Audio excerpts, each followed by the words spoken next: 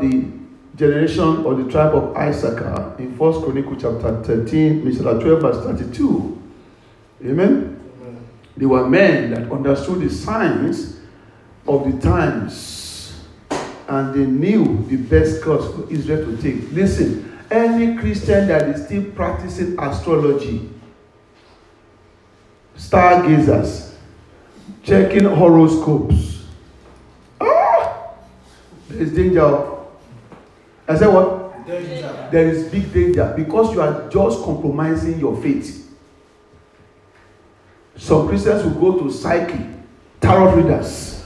They will put their palm in front of a human being, and the human being will be seeing and saying stuff that is not there.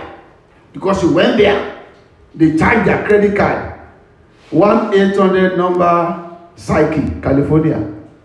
You dial it, and they start telling you your astrology and horoscope and your sign and zodiac signs and all those things. You have just succeeded in opening your life to the devil. Because those themselves that are looking at your palm, they are even confused. They have never seen anything good about them in their own life. That's why they commit suicide. I'm telling you. Look at it. Most of them are so miserable. How can somebody is an actor in this particular Western world, is an actor, very successful actor, and he can act as a man, he can act as a woman, and suddenly when I heard the news, the man died, committed suicide and killed himself because he was depressed. How come you are making people laugh and your life is rotting away? I decree and declare, as you come to the presence of God, the Lord will heal you. Amen. The Lord will make us whole. Amen. And our life will not decay or decline. Amen. In the name of Jesus. Amen. They understood the signs of the times, and they knew the best thing that Israel should do. Is there anybody here that knows what to do? Let me start from our Apostle Paul. Do you know what to do? If you ask me, I will tell you I don't know what to do. How do you do what you are doing? I will ask the Holy Spirit to guide me. Some people will walk with God to the level that whenever they want to go out, before they put on a cloth, they will ask Holy Spirit, which particular cloth should I wear today? I want to get to that level. Beloved, and you know what, somebody was having, he has a master's degree and 2 master's degree, no job, good result, distinction, everything, no job. And one day he was so tired of application and everything, and the Holy Spirit told him, wear this particular cloth today. Hallelujah. Amen. And he was like, I'm going for an interview, why will I wear this particular cloth? And you know what? That cloth happens to be let's say Arsenal fan club. You know, so just put it on for an interview. Because he had what? He had what? The Holy Spirit spoke. You will hear Holy Ghost speak. Amen. You will hear the Lord. The Lord will talk to you. Amen. You will not miss the frequency. Amen. In the name of Jesus. Amen. Every step of the way, the Lord will guide you. Amen. The Lord will guide you to your Rehoboth. Amen. He will guide you to your own miracle. Amen. And breakthrough. Amen. You will not miss the voice of God. Amen. And the man obeyed and wore the particular shirt and went for the interview. Only to get to the interview, and lo and behold, the CEO of that company happens to be the fan, one of the fans of Arsenal United. And on seeing that, are you a fan? I am a fan. You are a fan of Arsenal United? No interview. When are you going to start? Jesus Christ. God will give you a protocol breaking miracle. When you learn to hear him, you will not miss your way. That was an effortless miracle. Turn around by obeying the voice of God. If you ask me, I'm not a fan of soccer. Amen. But I know how to play. I know when my undergraduate days I play for my faculty. Amen. I like that kind of miracle. You have been praying and fasting, and suddenly just hear the voice of God and you obey. And come see your miracle. You will get to your miracle. Amen. You will not miss your miracle. Amen. You will come back with testimony. Amen. So, we said to be successful in life, ministry, profession, vocation, career, and calling, there is a need for daily guidance. Please, can you project the slide now? Slide number 3. There is a need for what?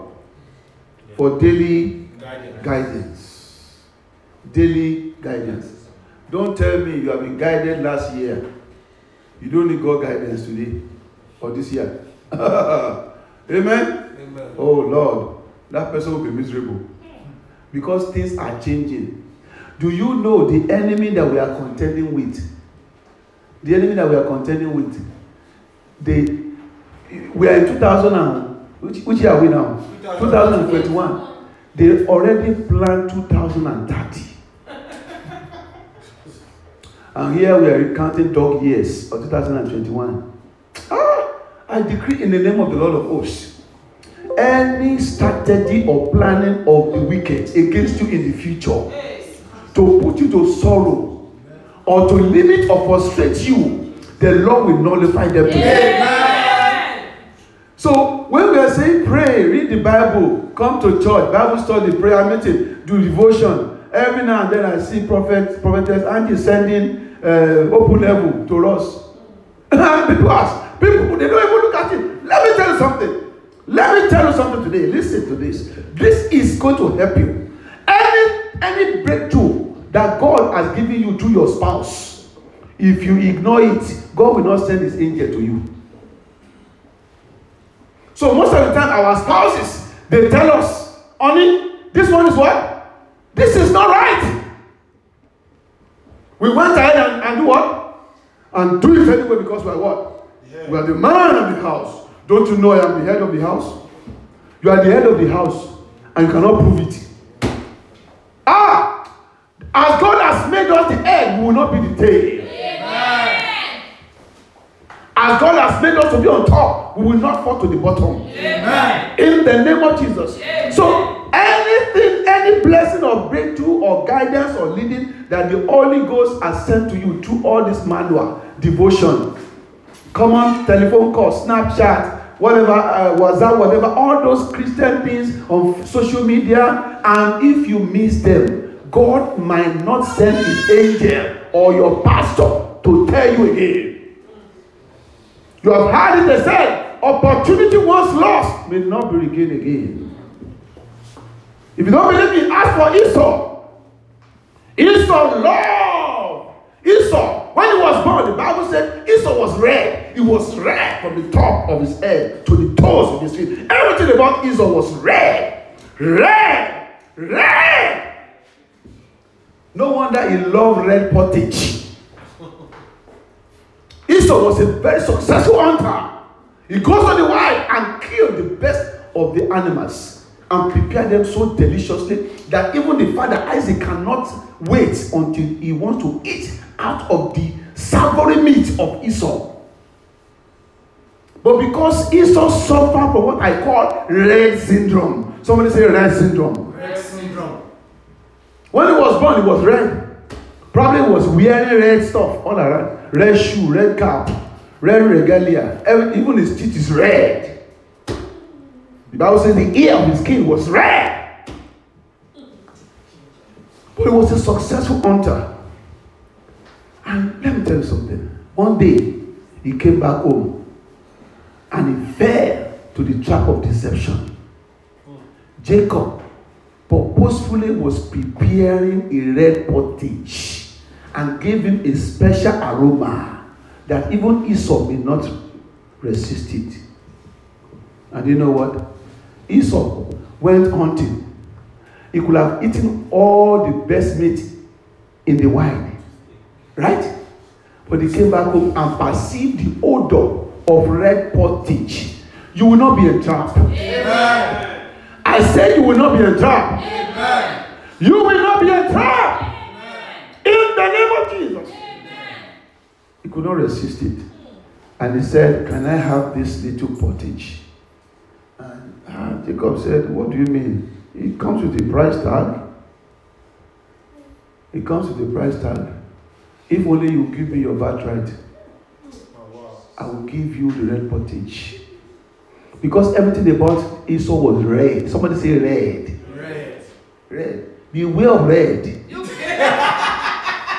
If your favorite color is red, please change it.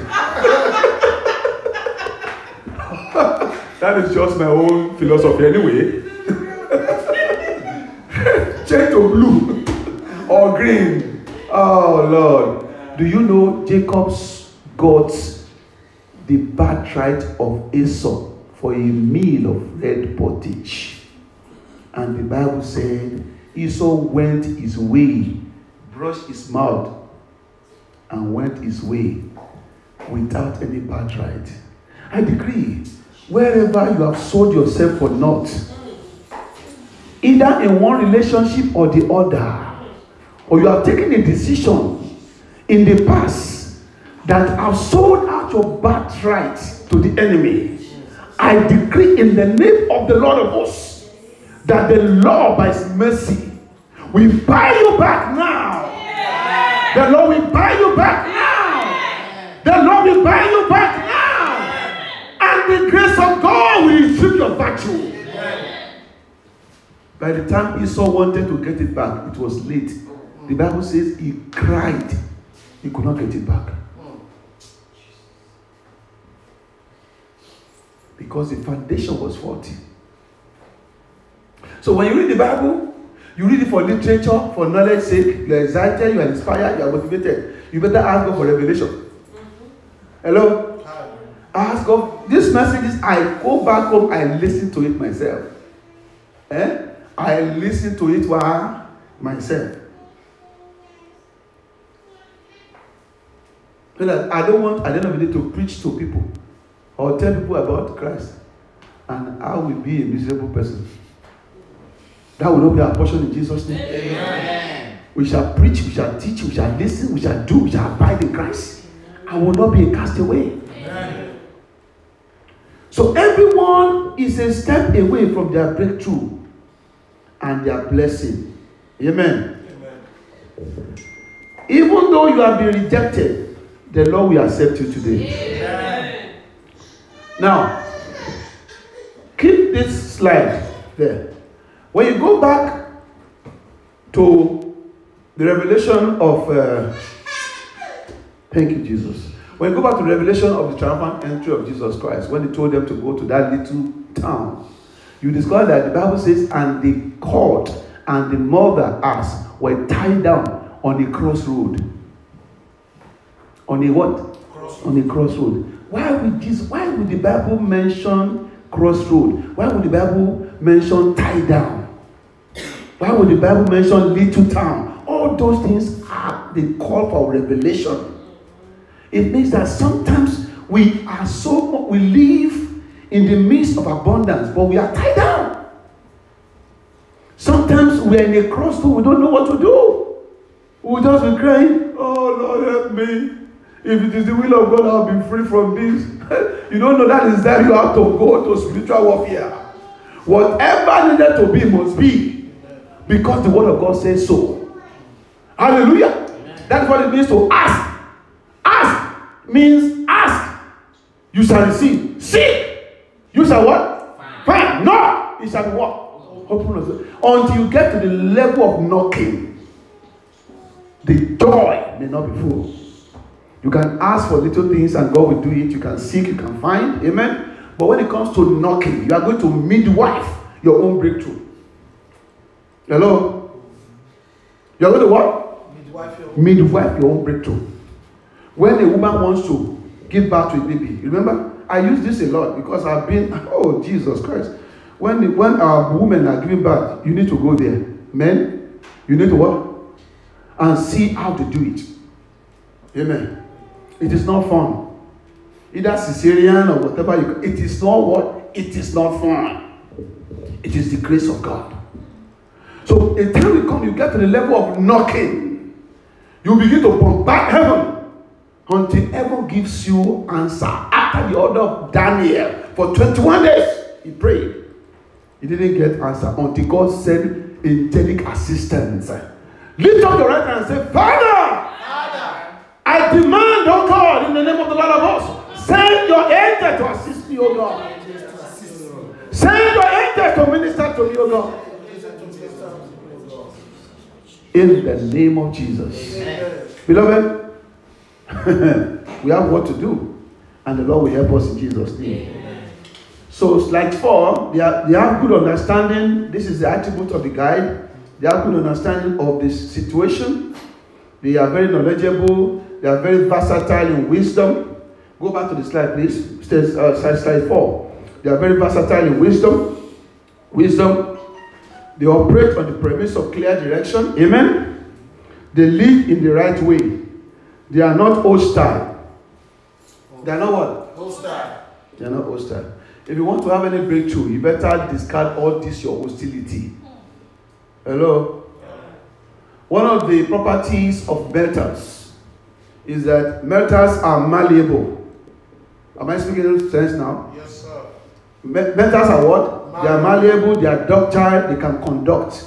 Yes. They can conduct it. Amen. So any metal that cannot conduct or that cannot, it's not malleable, does not have metallic properties. They classify them they call them something else. Amen. Amen. But as a child of God, you need to be humble. And every hostility must fade away. Amen. Until the last ounce of hostility in us disappear, then you are not ready for business. Hello? You can come to God the way you are, but God does not want us to remain the same way we came. Amen. The Lord will help us in Jesus' name. Amen. They are not common. They are not sophisticated. They are often neglected and despised. Hello? Most of the time God sends guys to us, but we despise and neglect them because they don't fit into our what? Into our caste system. They don't meet our criteria. You want to get married. Hello? You want to get married, you are trusting God for a spouse. And all the sisters that God has sent to you came and you say, over my dead body. This one cannot be. You are even rebooking the Holy Spirit. Hello? We're rebooking the Holy Spirit. Hello? If when Elijah sealed the heaven and God told him, leave the brook of Kerith and go to the land of Sidon, of Zarephath, I have prepared a widow to feed you. If Elijah begin to, I bind and cast you out, devil. How can I go to a widow? Why can I not go to the palace? Do you know, as anointed as Elijah was, Elijah will die of hunger. Because he violated one fundamental instruction of God. God told him, go there. He went there. And the Bible says that when he came to the gate, somebody said to the gate, he met the woman, lost hope, picking 2 sticks to cook the last meal and to eat and to die with the sun. But Elijah said, go and bring me water. Another instruction. Another what? Instruction. And the woman said, okay, water. I'll bring you a bottle of Sam's Club water. Amen. But as she was going, Elijah said, bring me a meal.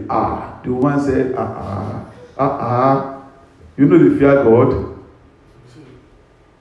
I told you I'm just getting 2 sticks to eat the last meal. And you are asking me to bring that meal for you.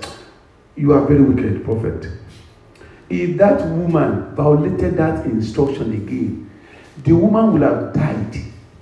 God will have provided another means to sustain his prophet. That is the reason why we are taking you through this route. Amen? Amen. Don't neglect your guide.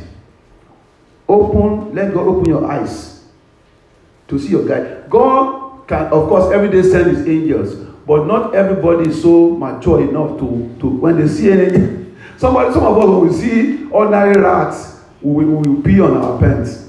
Not talk of seeing angels. Amen. Amen. So God does not want us to make us scared. That's why He sent ordinary people to us, to help us, to instruct us, to guide us, and to encourage us. He sent your pastors. You have been seeing them every day. And sometimes we don't even...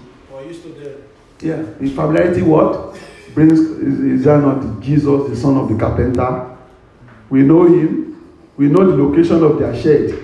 The other time the customer came and they couldn't finish the work on time. And the customer was shouting at them. Not knowing that the same Jesus, the son of carpenter, God has sent them together to be their savior and deliverer. They see him as a carpenter, but they don't see him as a what? As a savior. The Lord will help us in Jesus' name. Amen. Slide 5. We saw biblical examples of divine guidance. We saw that before Isaac generation, Prophet Samuel and Saul were guided. Saul was guided by Prophet Samuel. When Saul was in 1 Samuel 9:9-20, when Saul was looking for the missing animals for his dad, he was guided by Prophet Samuel rather. Prophet Elijah and Naaman, we know the case of that. We have talked about it before. In 2 Kings 5:4, Elisha gave a simple instruction: go and swim in the Jordan River for how many times? 7 times. And at the 7th time, it was what? He was made whole. Joseph and the man in the open field, Genesis chapter 37, verse 13-17. Joseph was sent by the dad to go and give food to his brothers, but he lost. He didn't know where he was going, and he met a guide. Somebody say a guide. Yeah. And that guy was able to tell him where the brothers went, and they never missed each other. Amen? Ananias was directed on how to get to Saul before he became Apostle Paul. Amen? If Ananias refuses, or if Saul refuses to allow Ananias to pray for him, what will you think would have happened? He would have been there blind. Amen? The children of Israel were led by cloud and pillar of fire. Psalm 78 verse 14. The Lord led the Israelites to safety. Psalm 78 verse 53. Amen? Jesus led his disciples and blessed them. I love that. Jesus what? Guided his disciples and do what? Bless them. Luke 24 verse 50. Let me have it please. Luke 24 verse 50. What does it say? Jesus Christ, our perfect example. He led and guided his disciples, and not only did he lead them, he blessed them. So divine guidance is to take us to a place of blessing. Hello? Hi. So anybody that have guided you in the past, our sister was mentioning some prophet, fake prophet. Hello? Fake prophet. All over the news, all over the year. But you better know the Bible for yourself. Amen? Hello? Hi.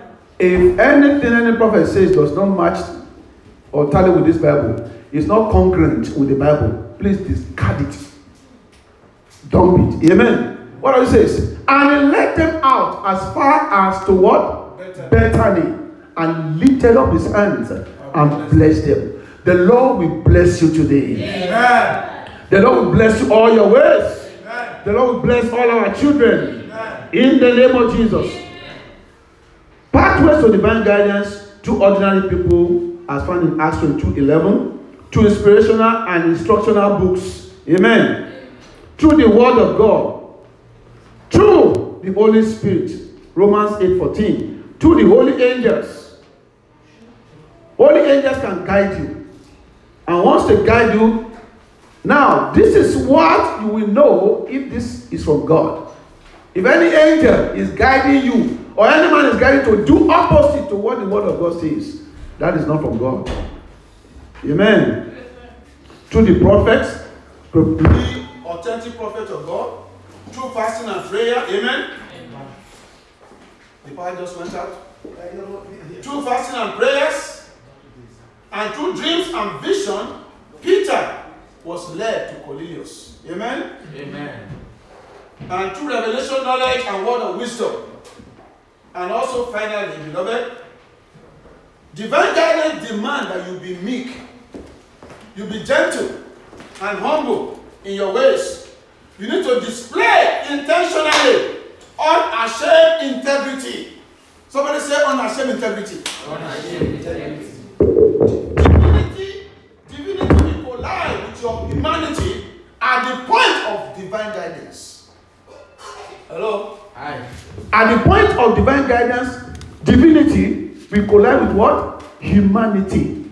And when that happens, you will experience what is called miracle or breakthrough.